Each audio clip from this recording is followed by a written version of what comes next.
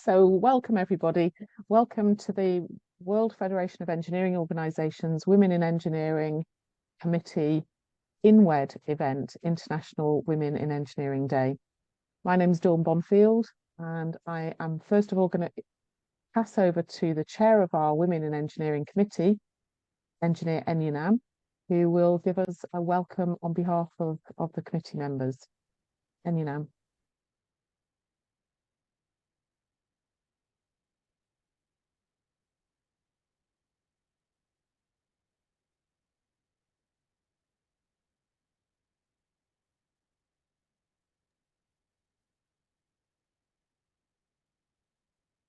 Enyonam, we don't hear you. We don't hear you speaking. I think you're still on mute. Okay, sorry. That's better. There we go. Thank you very much, Dawn. On behalf of the Women in Engineering Committee of the World Federation of Engineering Organizations, I'm truly excited to speak to you on the occasion of the 10th International Women in Engineering Day, celebrated worldwide on the 23rd of June every year. The Women in Engineering Committee is truly excited as we celebrate female engineers under the theme Enhanced by Engineering. We are celebrating the amazing work that female engineers across the world are doing to support their lives and livelihoods every day. We are profiling the best, brightest, and bravest women in engineering who have enhanced by engineering people's everyday lives and are helping to build towards a brighter future. We believe that to be able to achieve SDG 5, gender equality, we need to build a diverse and inclusive engineering sector where women are equally represented, but ensuring that engineering is accessible and inclusive of all is binding upon everyone, not only engineers, but all of us in the minority as well. On the occasion of the 10th Women in Engineering Day, which falls on 23rd June 2024 every year, I want to draw our attention to the fact that still the percentage of female engineers across the world still stands at 16% globally, indicating that females are still underrepresented worldwide in engineering. However, beyond these numbers are stories of resilience, innovation, and groundbreaking contributions that female engineers have provided in building a sustainable world. Women engineers have been at the forefront of addressing some of the world's most pressing challenges, from climate change to healthcare, from infrastructure to technology. Their work not only drives economic growth, but also fosters sustainable development and improves quality of life globally.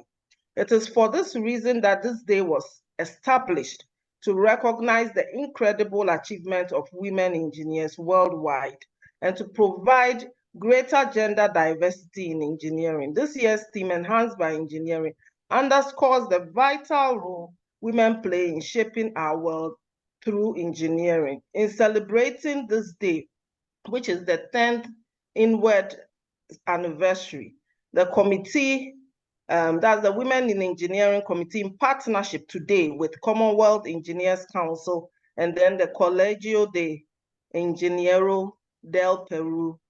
I want to humbly welcome you all to this specially organized webinar under the theme, The Lives of Women Enhanced by Engineering.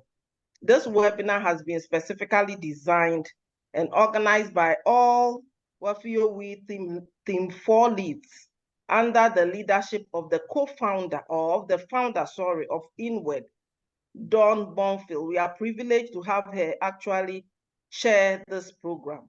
And she's doubling up as the vice chair of Women in Engineering Committee Theme 4, leading the execution of the strategic Theme 4, which is working in partnership to address the sustainable goals with a particular emphasis on Goal 5 and its relationship with the other goals. Dawn is also the president of Commonwealth Engineers Council, which is also a member of WFEO. I want to especially honor Dawn for instituting INWED It is a remarkable achievement, and we would like to commend you for making this day a reality in the lives of female engineers and society at large. Well done. We salute you and say a big congratulations to you. Don, please, can we see your face? If you can wave for us to see you. Thank you, Enyonam. That's very kind. Thank you. Dear webinar participants, today the webinar promises to be a stimulating one, which is planned for participants to listen to great presentations from our special speakers who are carefully selected to ensure that our objective of understanding how the work of engineers, female engineers, are enhancing the lives of people on this planet is achieved. We will explore how the work they are involved in are enhancing the lives of all women across the world. Today, we are privileged to have one male speaker with us, and we are really looking forward to also hearing his view regarding how female engineers, how engineers are enhancing the lives of everyone across the world. I invite us all to fully participate in this webinar. Write down all our questions, comments, and suggestions in the chat box. I believe that we will have a productive and progressive session with important takeaways to help us to make the needed impact as engineers in the lives of people wherever we find ourselves. Thank you for making the time to join today, and a warm welcome to everyone as we declare this webinar fully open. Thank you very much. Thank you very much, Enyonam, for that introduction. It's really good to hear from you the impact that you think the day has had, and I agree that the day has been impactful around the world. We have some fantastic statistics to show how many people we've reached across the world. But in fact, that's only the tip of the iceberg, I think, because we don't necessarily collect all of the data related to International Women in Engineering Day. And now it has become a day that is very much mainstreamed, I think, into the engineering calendar. And it's a day that is used in all sorts of ways, actually. It's used to celebrate women, us as women in engineering, and the work that we do and our colleagues. It is used to draw attention to the fact that we are not making the changes in the gender diversity in engineering that we would like to be making. Now, I am in the UK, and for the very first time this year, the numbers of women in engineering has plateaued, if not slightly fallen. So 10 years ago, I think we would probably have said we were at 10% of women in engineering. This year, we've gone down from 16 last year to 15.5 this year. So it's not good enough. We're not getting the changes that we need as quickly as we need to. So there is a lot more work to do. We, as often grassroots organizations, do a lot of that hard work in trying to increase gender diversity, but we need to look for where we can find structural changes that will make a difference. And we have influence, so we need to use that influence where we have it with bodies that can make change more broadly. So INWED today, well, INWED is on the 23rd of June, but it's a day that people use for all sorts of things. It's a day they use to launch their campaigns. So they launch their reports, their competitions, their data, their targets, their intentions, and it's a really useful day for that. They use it to do outreach activities to inspire the next generation. WFEO and the Women in Engineering Committee has its own competition that we hopefully will hear about a little bit later on, which is a STEAM competition where we're bringing art and engineering together. We celebrate these incredible women that are working in engineering, and we use that celebration to draw attention to women as role models. In the UK, we have a list of top 50 women in engineering that comes out every year. And that's a really useful way of adding 50 more role model engineers to the list. And now after 10 years, we have 500 of those. So there's no excuse for people to say that they can't find a woman engineer if they want to find somebody to speak on a particular topic. And it's also very good for their careers as well. My own work is on inclusive engineering outcomes, and that's very similar to the theme for INWED this year, which is how we use engineering to enhance the lives of women. Now, inclusive engineering is all about making sure that we're not building discrimination or bias into our engineering outcomes. One of the examples of that is the use of seatbelts, where they're not designed for women. So we have a lot of prenatal deaths caused by that lack of design standard, if you like, for seatbelts. Similarly, with protective equipment that's not designed for women. Similarly, with drugs and medicines that are not tested on women.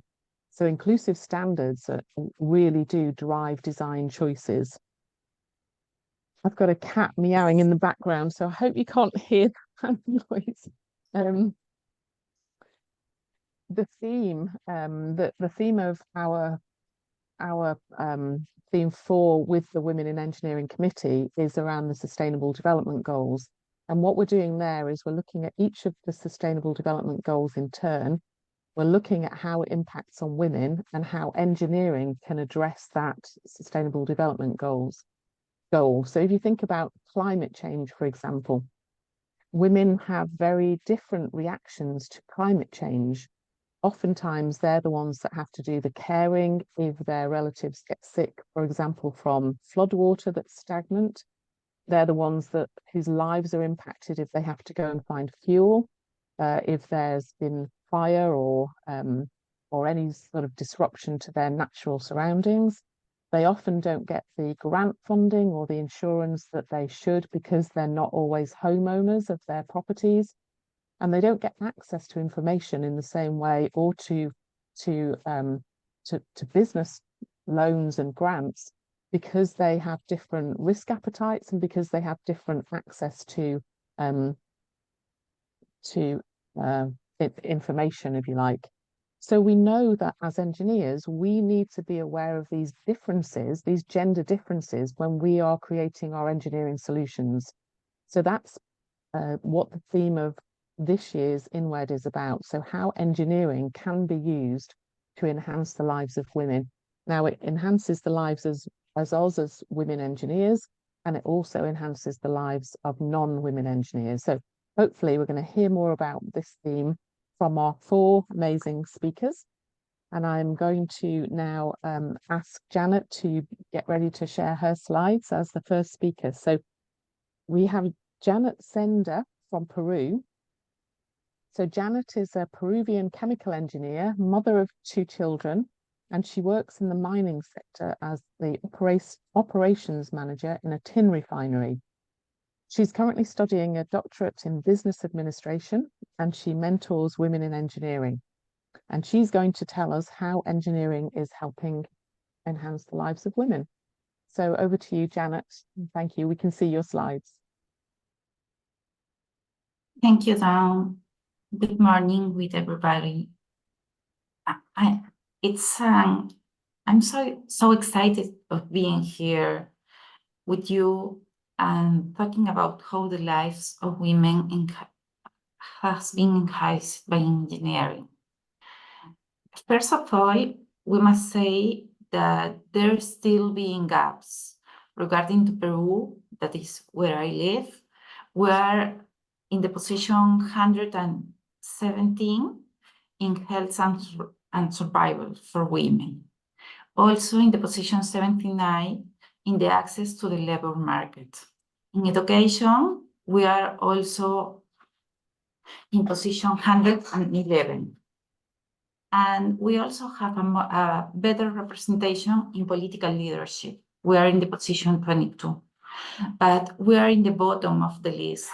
So this is because many women doesn't have the opportunity to study, to access to the labor market, or to have access to the health, or to have healthy babies, or to have the support during the pregnancy. So these are the places that we need to work. But we also have the working women in the country, and these working women have some gaps also. For For example, most of them have seen her mom working in a company, but many of them doesn't have a women role model to follow. This is and if you think in a women role model in the STEM careers, this is more difficult to find. Just 18% of them have found the balance between work and family. And many of them feel that in the work they can do more, or they are not working in her professions or in their professions, or don't have opportunities to grow. And many of them are not passionate about their work because there are still being gaps that need to be closed. There is also a less representation in the top positions in the company, are salary gaps, and we are working in the harassment protocols and systems. When we talk about the development of the society, the first thing that we need, and we talk about this when we say we're going to the space and we're looking if there is any other country where we can live, this is water. So the first thing that engineering have done for all people is to put clean water or to take access to clean water to everybody. This impacts also directly to the life of women because most women or the poor women in the world spend lots of time carrying water to the houses. So if we put the water next to the houses, these women have more time to study, to work, to do some productive activity. But when we put water to the places, we start to have another problem. We have the drain system problem because the pandemics started because of we don't have drain system. So before putting water in the houses, we need the engineering to design the drain systems to have clean cities and clean access. And in the last days, we have developed a lot of technologies to treat the water.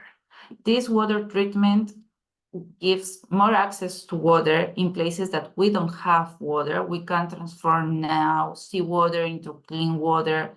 We can take water practically from the humidity of the air to give the access. And in the other hand, we can transform the sewage in clean water, giving more access to the people to the water. This in all places enhances lives of everybody, but have an special impact in women, because if kids get sick because there is not a water system, a water treatment system, who is going to care most of the time? The mom. If the kid goes to the hospital, the mom is going to care. So these have a special impact in lives, especially by the caring role of the women in the society. In the other side, something that makes women different and special is our possibility to have kids. But this possibility to have kids also comes with the period. And the period has been some special form to be ashamed of being women, because women doesn't want to be stained. Many of them don't go to the school while the period is going on. So with the developing of the sanitary towels, many women can go to the school. Don't be ashamed. And we need lots of technology behind it, because we need an absorbent, special materials, and also to be clean and health for the people. But now we don't have just the sanitary towels. We have the menstrual cup that is clean and friendly. And this is a development of a special material, a special design that can help us to put less contamination and also to be part of the society with less shame in these difficult days. I just wanted to put here this picture because this one that makes us, the uterus that makes us very special, looks like strong. So we must find from this our powers. And the other point that I want to talk about is motherhood. This is another issue where women get out of the workforce because there's just last year they published the the childhood penalty world map. So if you look at careers of women and men starts at the same and grow at the same rhythm, but when the first child births, the career of the women goes down because of the necessity of take care of the children. So one of the special things that engineering have created and help women to continue working are so simple as the bottles, because with the bottles, you can feed the baby without the mom. But at the first beginning, you feed the baby with cow milk. That was not the best. After that, there were designed the breast pumps. So today you can see women in their workplaces taking out the milk and saving it for the kids. So you can give the best that you have, that is your milk, but you don't need to take off of the working force to feed your baby. And the other, and the last thing that I want to talk today is about egg preservation. Last year in Spain, have born more kids from women of more than 40 than from women from less or 25. So it means that we are postponing the motherhood because we are in the workforce. We want to grow, we want to have better positions, and this always crosses with the motherhood. So with the cryogenic development, we can preserve the eggs and have healthy kids at higher age. So this gives opportunity to many women to don't be thinking, I have to take a kid because the clock is running and the time is getting over. So these aspects makes that women have more options to go to the professional or to the workforce, to have better incomes, and all of those have been developed by engineering. So this is what I want to share with you. I was thinking about this, and I say there are many things that engineers do to improve lives. But what is specific to women is regarding this special part of us that make us different. And I always like to close these presentations asking, who is the woman you love more? You must do it for her. If you have daughters, you have a mom, you have a sister, she is the reason we must work in this. Thank you.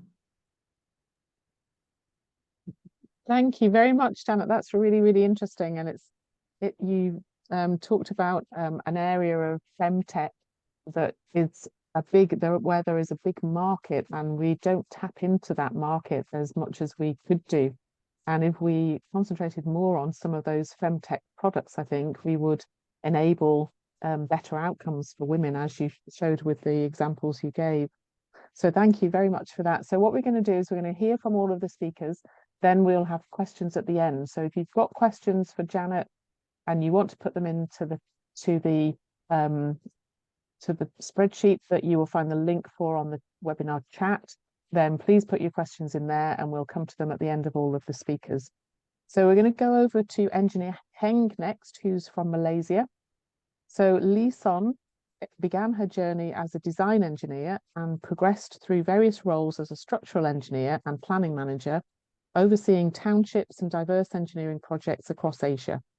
She's a board director of INWED, which is the International Network of Women Engineers and Scientists, and she's had several leadership roles in the Institution of Engineers Malaysia. So welcome, Lee-son, and over to you. We can see your slides. Yeah, thank you, Dawn, for the great introduction.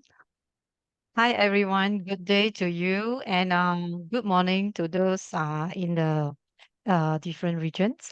It is my pleasure to speaking to you today about the themes, the life of women enhanced by engineering. And my title today is the empowering women through the engineering leadership and advocacy. So is a little bit background of mine that just introduced by Dawn just now. Yeah. So maybe there is some background of the statistic for the past few years at a glance in Malaysia. According to the Ministry of Higher Education Malaysia, in the last year, um, 2023, there is scenes of the only 4% of the engineering students that are in females. And we since that in the male, we have 8%. Like mentioned by our speaker just now, Kpekpena, women are still underrepresented in the worldwide, right? So this is very contrast in between male and female in a glance in the public university. But in overall, as a global, this is also an issue, right? However, I believe that we can make a difference by creating a more inclusive and supportive environment of women in engineering. So this is my career path from a technical role at the beginning of the almost 15 years in my career path is from the design engineer started after my graduation, moving to the senior design engineers and come to the regional structure engineers. And for the following is my management and strategic role involvement, which is starting from a planning manager, which is managing various size of township project, and also become a project manager in a year 2019 and until 2000 last year 2023. So and I'm now the director of one of the construction company that is limited private owned in Penang, Malaysia. So what I would like to say for the past 15 years, I have been collecting experience as a technical role and as a base and foundation with a strong technical knowledge I managed to take part in management roles and progress to a strategic leadership role. As the enhancement of women lives through the engineering, I strongly believe that technical role is a path that as a foundation for a woman engineer to begin progression from technical roles and move to the management and strategic position. So with the commitment of professional development and contribution to the engineering community, especially in supporting women engineers. So in the advancement of women's life through the engineering, there's a twofold, which is on the professional growth and also the societal impact. To me, I would like to highlight here is for the professional growth, it's not just about the climbing the career ladder. It is creating a sustainable and fulfilling career path.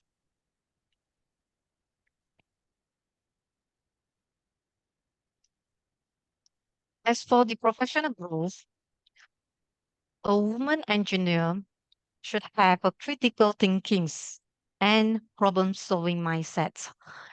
This engineering field equips women with critical engineering skill and a problem-solving mindset that are invaluable in any of the careers. Women are trying to be empathize, understand is a sensitive feeling, understand the needs and the pain points of everything that we see. And for this critical thinking, define, analyze, and interpret, plan about the problem that we are facing. And further on, brainstorm radical ideas and potential impacts and connects the dot, review and revise to test the problems. Be positive and encouraged to solve the problems that we are facing and be resilient and adaptability when facing obstacles, especially in this volatility environment. Women engineers tend to be stronger to facing the problems.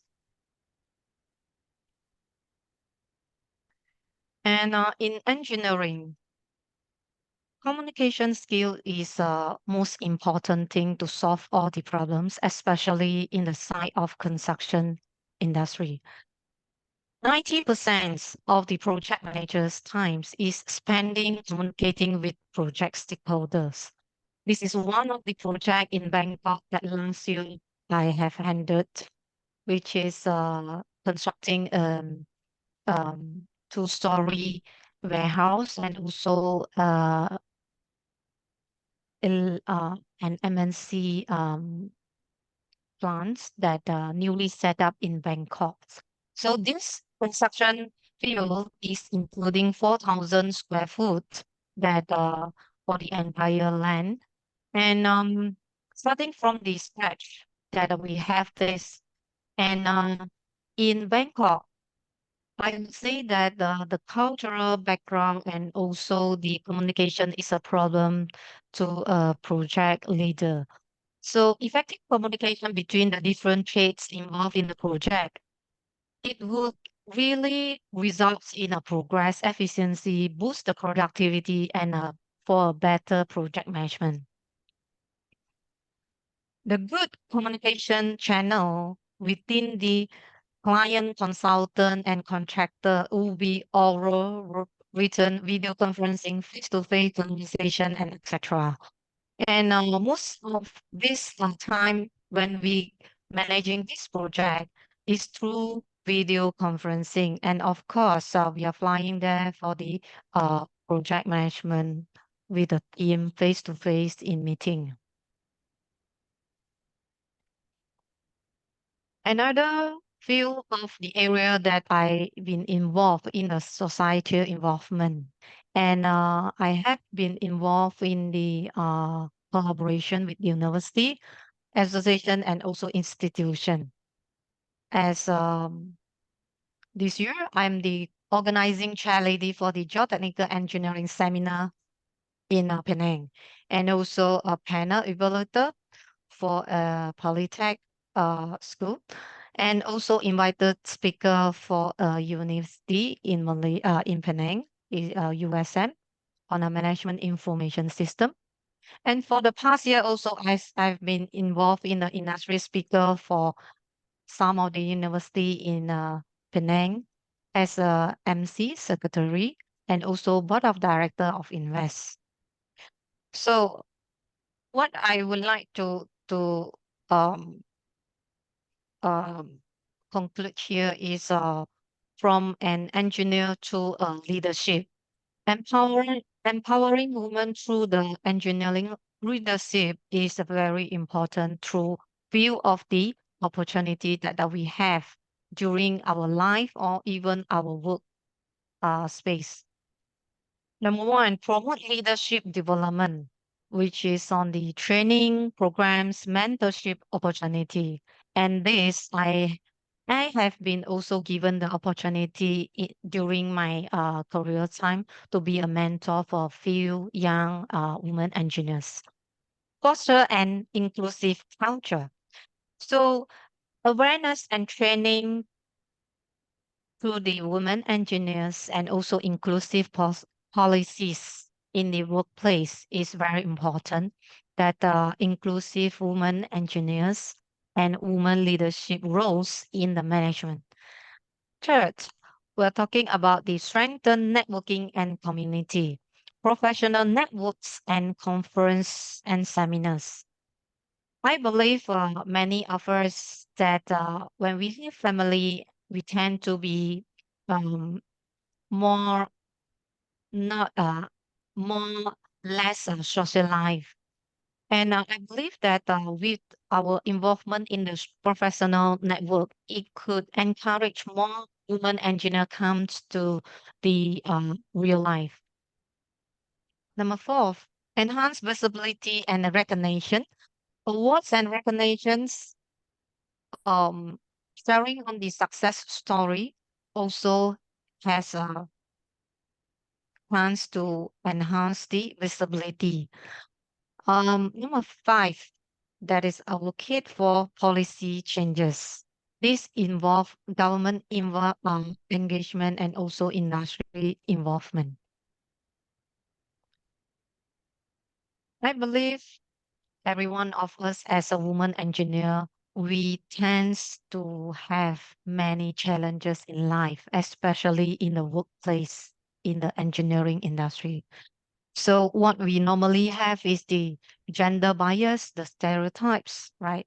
As engineering is a field that traditionally dominated by male. And also we will encounter skepticism about the technical competency and leadership abilities. Work-life balance. And this will be our long demanding working hours. And also sometimes that is lack of the supportive policies on this. And the last one is the lack of the representative at site. Few of the role models and leadership roles that we can learn from.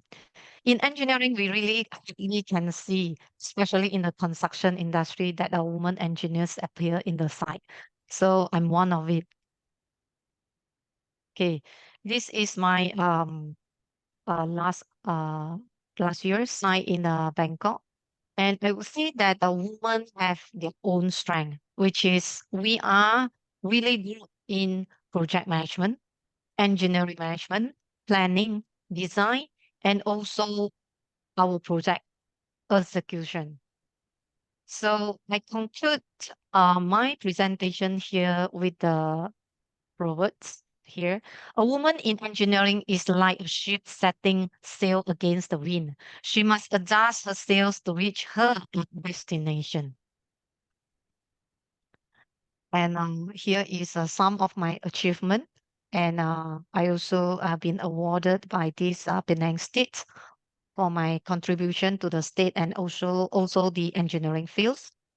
And also at the back, there's a team of my family members and also two of my kids, my husband that has support me to be successful in this field. Thank you very much. And I hands off to Don.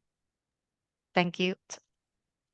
Thank you, Lison. That's really nice to see your achievements at the end there. And you're absolutely right that we do need our supporters around us to encourage us to be successful.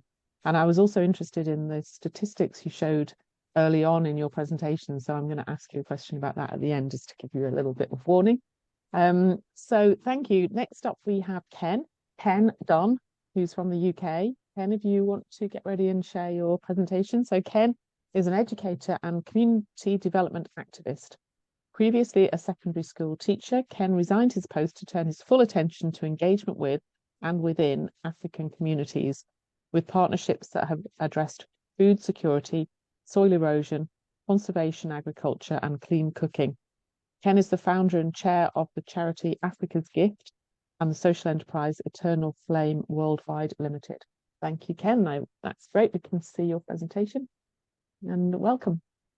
Wonderful. Bonjour, hola, howdy, ciao, dumela, and good day from England. Yes, my name is Ken, and I'm going to spend the next 10 minutes talking about local women doing things for local women, and doing it using local waste. So this is what I should like to share with you. What are the issues that these women are in my experience, are facing? I want to share some statistics with you also. And then I'd like to introduce you to some amazing women whom I've been so immensely privileged to meet. And you will know them. You will know them in your community. They are the community champions, the unsung heroes, the people who are just doing immense work that need to be elevated, need to be given a greater platform on which to work. And then I'd finally like you to consider getting involved. Okay. But first, I want to talk about a man's favorite subject, which of course is himself. Let me talk a little bit about me. Okay, so I am an educator. I am a former school teacher. I'm now a senior research fellow at the the Center for International Justice, which has the name of the Dame Helena Kennedy Center in Sheffield. If you don't know Dame Helena Kennedy, it's worth a Google. She's an immensely inspirational lady. And I have had the privilege over the last 25 years to work in Central, Eastern, and Southern Africa in communities, working alongside communities. And I share with you in front of you here the mountain kingdom of Lesotho, which I've got to know immensely closely. And the travel writers that go to the mountain kingdom of Lesotho say that its biggest export is its topsoil, which would be amusing if it wasn't for the fact that 50% of Lesotho's population are subsistence farmers and rely immensely on topsoil. But actually, as in many parts of the world, ground cover is often fuel. And this is most definitely the case in the mountain kingdom of Lesotho, where I love this image, a young girl in a school uniform, the rendezvous in the background. She is tasked with going and collecting the fuel wood from the hillsides. These journeys can be very arduous, they can be very dangerous also. And this is something that happens day on day on day.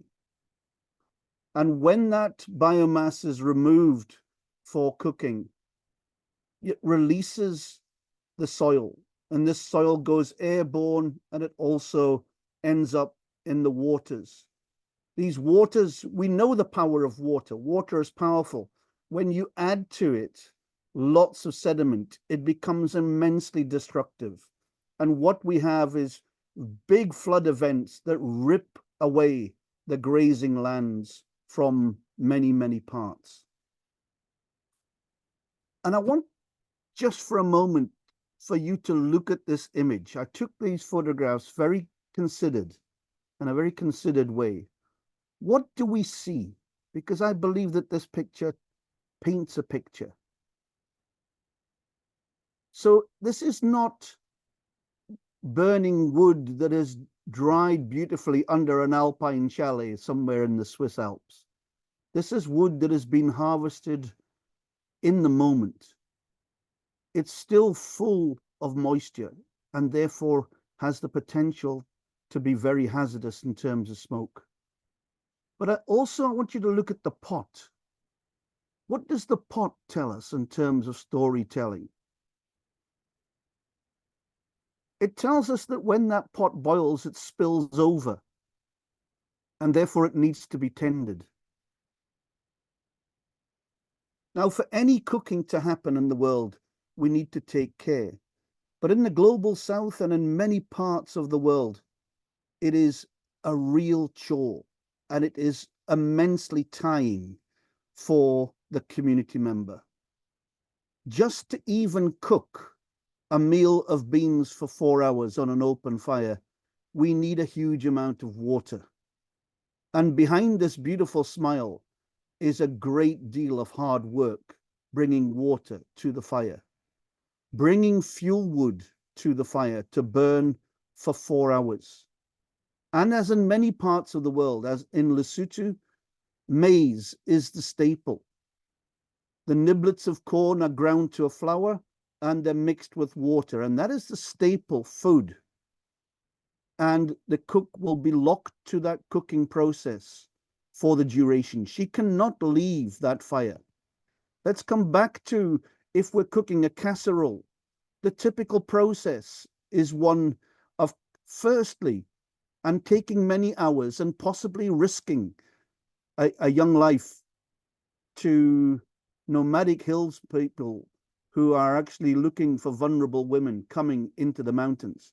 The young girl will actually go, she will harvest wood, she will harvest water, and then she will make fire. When the pot boils, she'll lift the pan lid off, she will stir that pot to stop the beans from sticking to the bottom.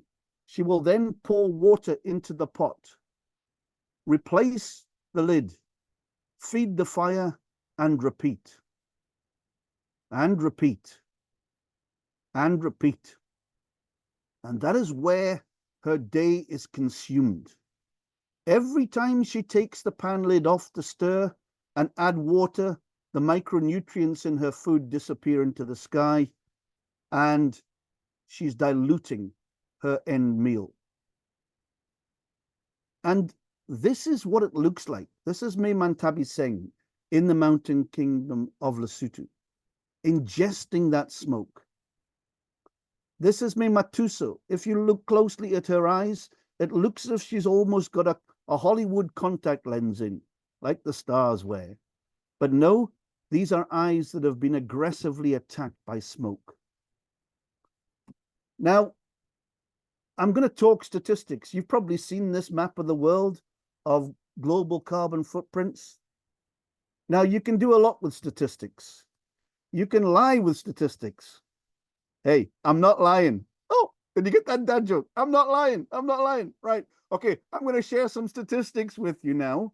Okay, and they're real. Trust me, I'm a doctor. Well, actually, I'm not a real doctor. I'm only an honorary doctor. I'm a doctor of doing. So these are some statistics. Well, actually, I wonder what you probably know the first statistic, huh? That's where we were, according to Worldometer, partnered with the United Nations, the estimated global population is 8.1 billion people in the world. But of that 8.1 billion, 2.3 billion cook on open fires every day. And these are statistics taken from the World Health Organization at the weekend, as close as I can get to being real. 7 million deaths a year from nothing other than inhaling the smoke from the fires upon which we cook our meals. And these are preventable deaths. Is this story too big? Is this task too daunting? You know, well, I've been surrounded by some immense women, and actually, we've actually come up with something, and it's an eco cook bag. Now, what on earth is an eco cook bag? I hear you say, right? It is an insulated bag, and it's a bag insulated with natural materials that you find in your locality, and they vary from locality to locality. So members on the board, yeah, Sam, Mwase, the material that we'll find near to you will be organic materials, and it'll be different from that in Ghana, but they're organic materials. And let's see what I've got to share with this and how this bag works. So the first amazing lady that I'd like to share with you is the designer, is the inventor. This is Sylvia, a Zimbabwean lady working in Lesotho, and she is making these insulated filled bags. And how they work, this is Marapaleng, who's actually sewing these on just a small sewing machine. And this is Bahati filling the bags with coconut fiber, as we've done in Ghana also. There's organic material around the world that will fill this function.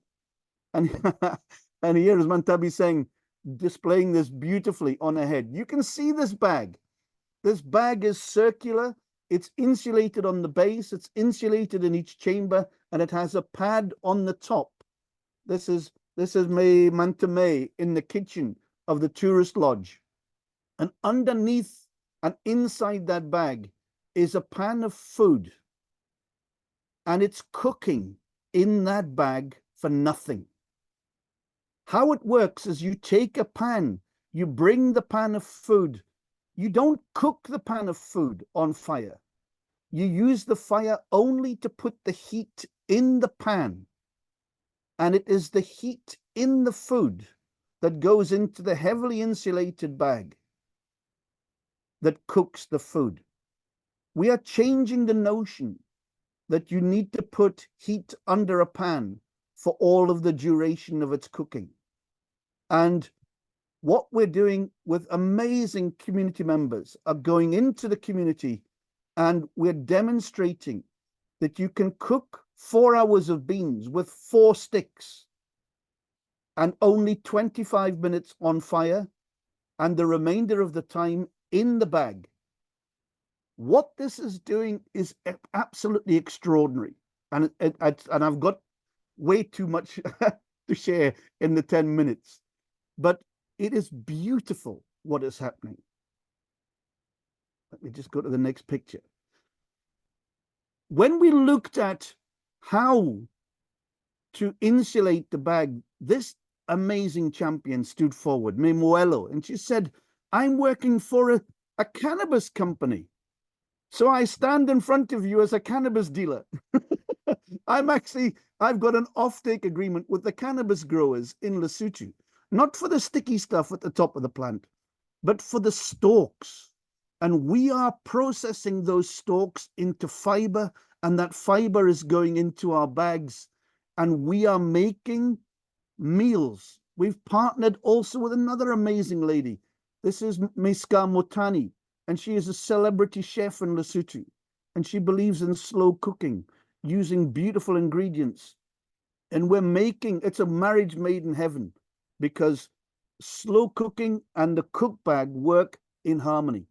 You take a pan of boiling food at 100 degrees Celsius, you put it into the bag, you lock it in. It does not stay warm. It stays fiercely hot. We've had engineers map it with heat sensitive, with heat cameras, with what do they call it? ISO little diddly bobs, whatever they're called, and actually recording the temperature, and thermocouples. That's the word I was looking for. Thermocouples, and the heat, the pan of food does not reach 70 degrees Celsius until 5.5 hours later. So for 5.5 hours, it's cooking between 100 and 70 degrees Celsius. It's cooking fantastically. And we've got the ear of the Federation of the International Federation of the Red Cross. We've got the ear of individual Red Cross organizations. We're actually deconstructing coconuts in a number of parts of the world to use these. And we've got to give men some jobs, huh?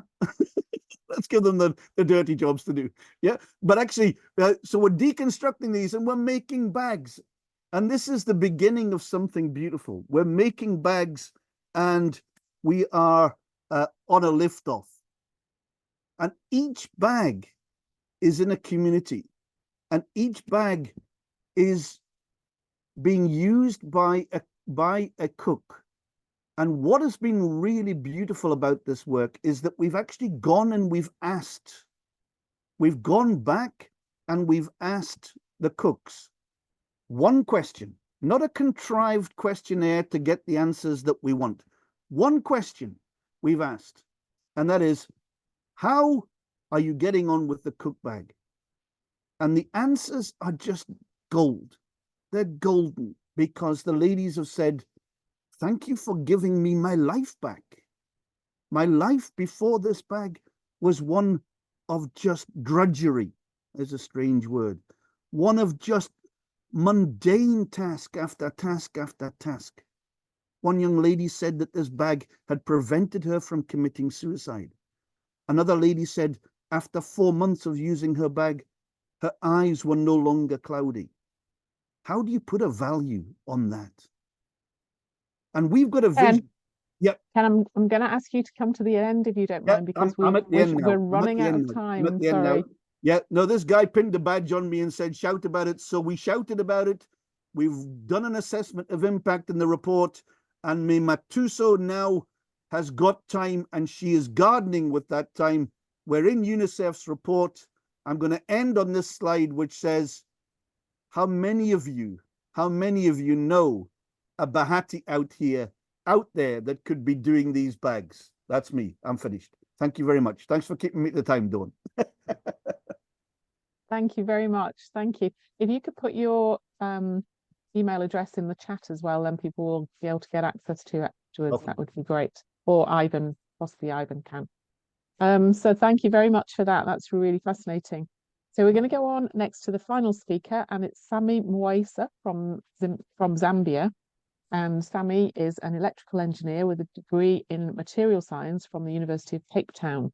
He specializes in solar energy and is passionate about women's health and education. She founded the Mayana Foundation, a not-for-profit aimed at providing modern tools for success through STEAM education. So Sami, thank you very much. And over to you. We can see your slides. Thank you. Right.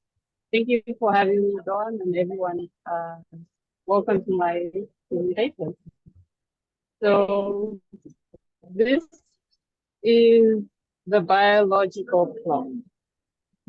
What do you think of when you hear those terms?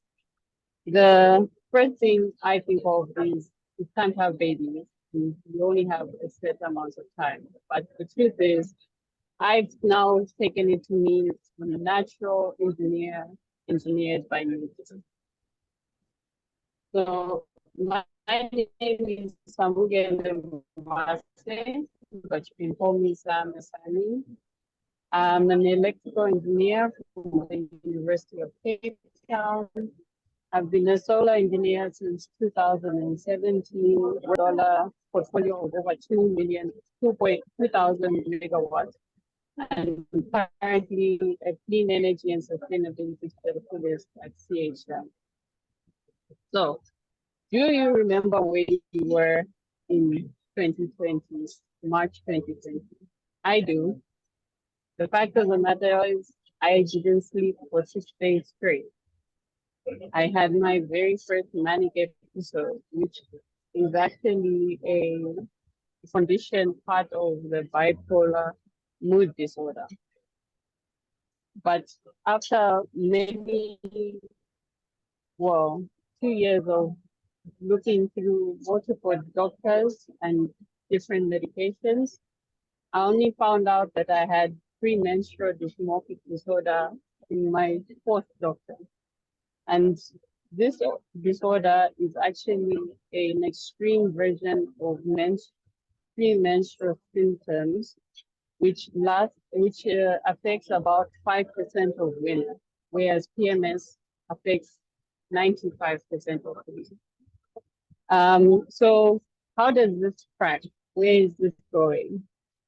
So basically, if a few electrical engineers in the space can see, this is a step pulse.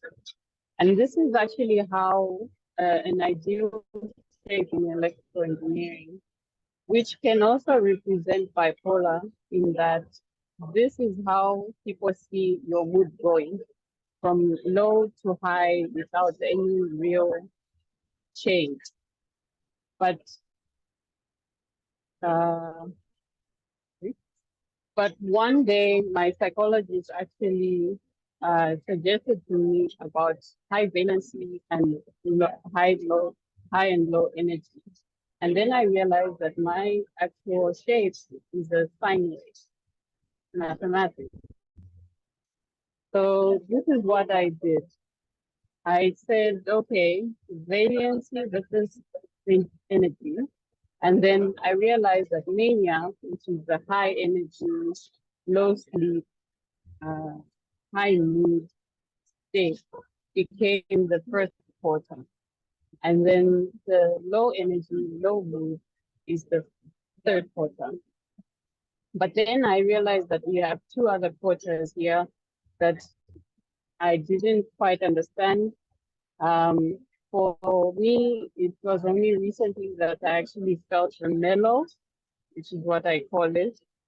And a few years back, I felt what I call the destruction phase, which is the worst of mania and the worst of depression, where you have a lot of energy, but you feel really bad about it. So something else that has that same shape, turns out, is the menstrual cycle. And so what I was able to do is actually follow from the time I was prior to my first dynamic episode, that it was always in sync, not part of the menstrual cycle, but the entire menstrual cycle.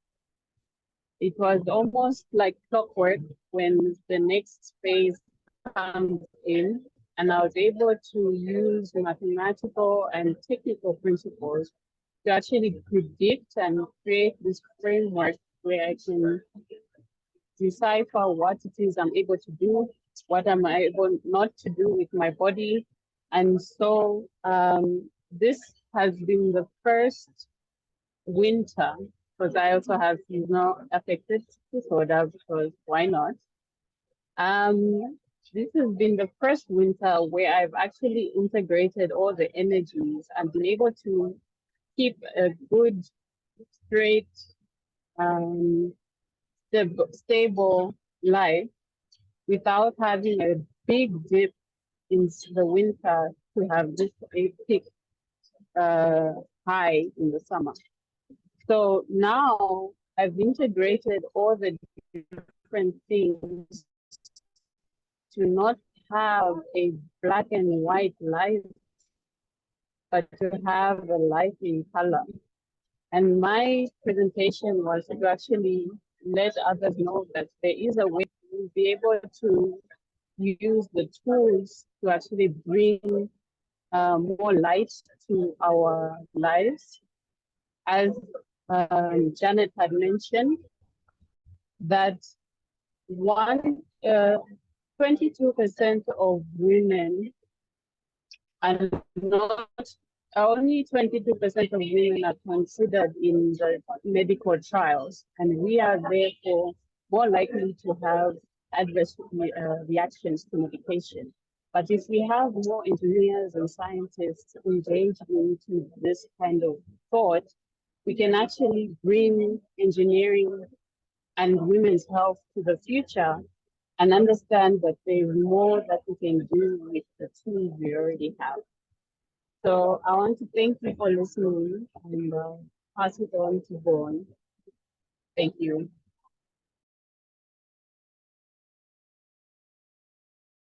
Thank you. Thank you very much, Sammy. That was really interesting and fascinating how you've used those scientific graphs to plot your bipolar. And yeah, it'd be great to hear more about whether you've published any of that work.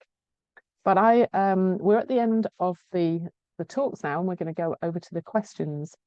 So I hope if you've got some questions, if you're on the call and you want to put your questions, you can do so by either putting them in the chat function, I think, Ivan, or possibly not actually. So we have a spreadsheet and you've got the link in the chat to the spreadsheet. So if you can go onto the spreadsheet and add your questions in there, then I will them to the speakers. So just looking at the questions and going down in order really. The first one is for Lee Son actually, and you mentioned in your talk about policy changes as being one of the things, the recommendations, and I wondered if you had any examples of policy changes that you would recommend, please. Yeah, talking about the policy change, right? So in Malaysia, the policy that is one of the policy for the woman that is mandatory for women, one woman on board regulation. So that is only for the public listed company, meaning that there is at least a 30% female representation that's a target in the public listed company. But How about for the small, medium enterprise, which is that is none at all. There's no enforcement for the small, medium enterprise company. So that is the things that I think is great to look into it. Yeah, that's all. So what is the penalty? How would you then impose a penalty on those SMEs if they didn't comply with the targets that you'd set? Is that how a policy would work? You would have some recommendation, then you'd have a penalty if they didn't meet that. This policy is yet to be implemented by the government. So from the policy of this on the woman, we will need to start from the states and go into the woman how to say, the woman support group, right, in the states. So that policy will be need to be implemented through the government first. Mm-hmm. Yeah. Those policies are really good at driving behavior, aren't they? And what they will do is they will make companies realize that there actually probably aren't, certainly in our case in the UK, they would realize quite quickly that there aren't enough women coming through the education system to fulfill those policy targets.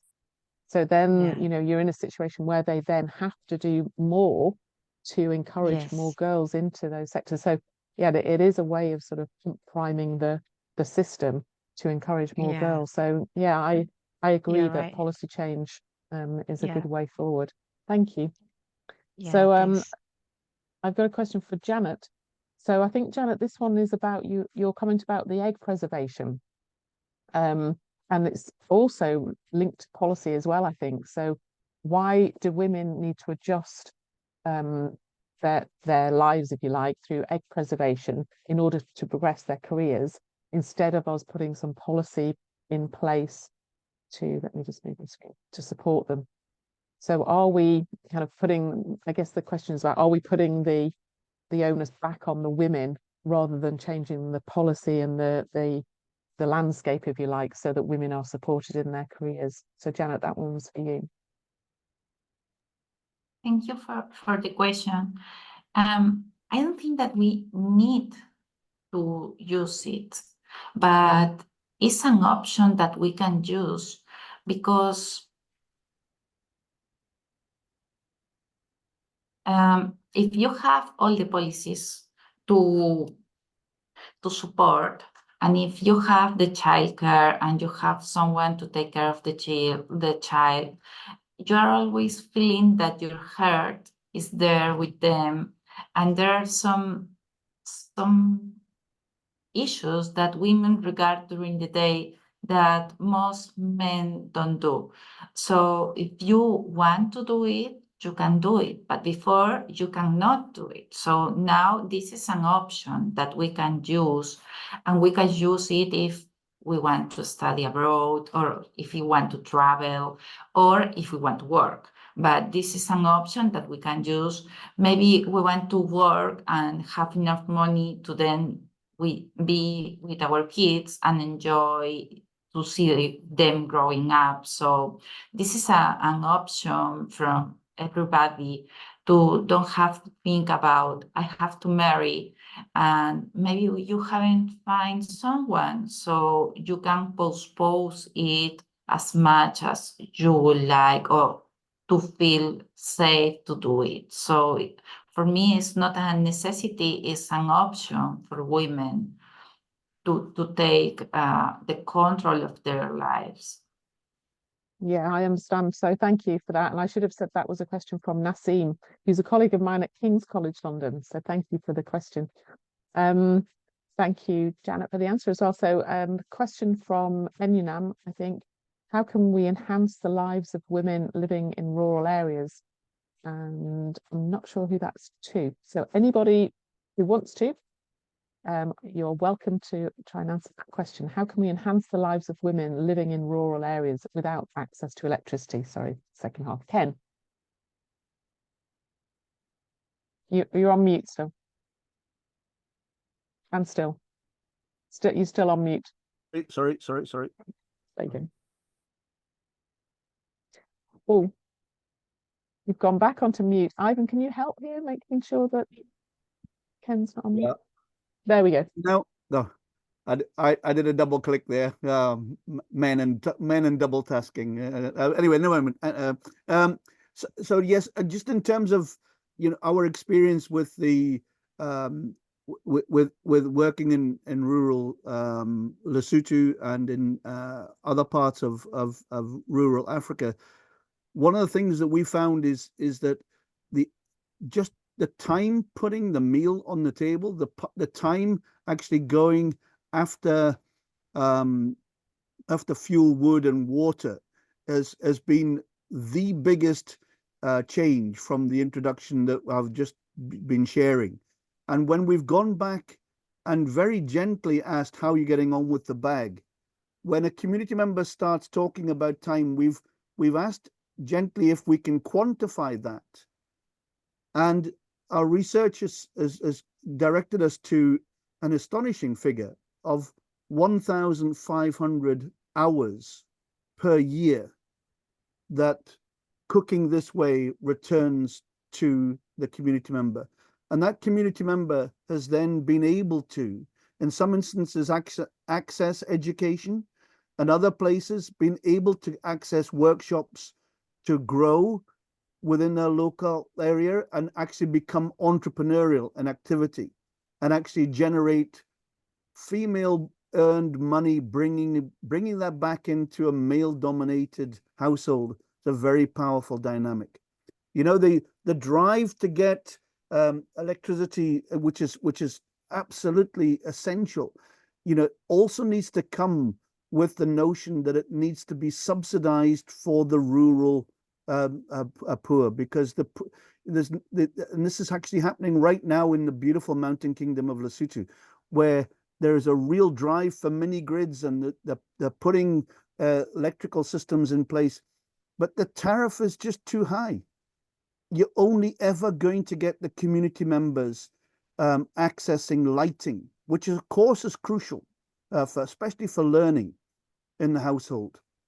But anything other than lighting is just unattainable for those that are financially really pressed. Thank you. Thanks, Ken. And Sammy, you want to make a comment on that one? Yes. I remember in ecology, industrial ecology, one of our final year courses, where we were asked a question about washing clothes, actually, having a washing machine for women in rural areas. And the real question you should be asking is, what are they trying to solve? So all she wants to do is wash her clothes easily. So in this case, it would be they want to cook their food easily. And once you start to understand the problem, then you can build the solution with the resources that are available. It's not about creating a material that is self-cleaning, but to create a hand-powered washing machine that uses minimum water. That is another option to now think about the wide range of opportunities that you as an engineer can have when presenting these things to people in rural or marginalized sectors. Yeah, true. Thank you. That's absolutely perfect comment that links to the theme of International Women in Engineering Day. And we're getting close to the finishing time. In fact, we're actually there. So I'm going to introduce my colleague, engineer Agness Mofya, who is an electrical and electronics engineer who also works to support and mentor women and girls in STEM. And she's currently chair of the Zambia Women in Engineering section and vice chair of the WIE committee. She's a colleague of mine as a Theme 4 co-lead with another colleague, Maria, from Peru. So Agness is just going to say a few words of finishing off for us today. Please, Agness, you're there. Thank you. Thank you, Dawn. Thank you. Can you hear me? Thank you. Yeah, what can I say? This webinar was very informative. We had 4 speakers that highlighted and talked about the issues related to the theme. So for those of you that joined the webinar a bit late, we had the WIE chair talk about the day that we are commemorating. This is INWED, International Women in Engineering Day, which falls on 23rd June of every year. And this year it's very special. This year we are celebrating our 10th anniversary. So it's indeed a milestone to the founders. And I'm happy to mention that Dunn is a founder of this day, which was launched in 2014. And this year, 2024, we are celebrating 10 years. So the theme for INWED is enhanced by engineering. And for this webinar, we are talking about the lives of women. How can we enhance the lives of women? We are not only talking about women in engineering, we are talking about other women as well. So you remember the aim of this organization under the World Federation of Engineering Organization, promote equality, diversity, and inclusivity in the engineering workforce. So what can we do to enhance the lives of women using our skills as women in engineering? So I want to just say that we are focusing on Sustainable Development Goal number 5, which talks about gender equality and empowerment of all women and girls. So we have targets that we have to reach, and we are talking about we have only 4 years to reach 2030, yes. And we have also a target for 2050. Yeah, so this is a bit worrisome. When I looked at the statistics that we got from Peruvian and also Malaysia, the statistics are not good, but we have a chance to contribute as women working in the engineering sector. There's so much that we can do to enhance the lives of women other than women in engineering. But the first speaker, Janet, spoke about, gave us the current status, where we are and where we want to go in terms of using engineering to enhance the lives of women. So Janet, thank you so much for that. And also we had a presentation from Heng, who focused on leadership. And she told us how she started and where she is right now in a management role, and also gave us some tips on the skills that are needed for us to rise, because we can only can only be at the table if we have the necessary skills. And then for Ken, Ken, your project is very, very impressive. I know those challenges, the challenges that you highlighted. Those are common challenges in all the rural areas. Women have to walk long distances to go and fetch the biomass, the wood, and come and cook. Just, you know, the time and everything, you know, for us to improve the lives of women, what can we do? So that's a very good technology in terms of renewable energy, especially that we are facing climate change right now.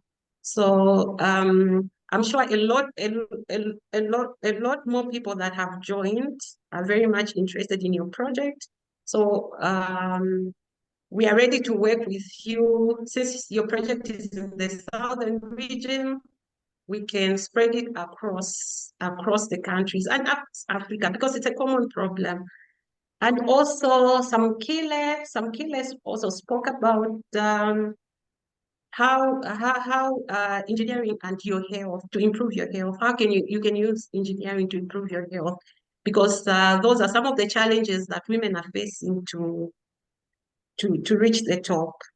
So this was a very, very informative webinar, and I wish you all a good, pleasant INWED. Thank you so much. Thank you, Don. Thank you, everyone. Have a good day. Thank Bye. you.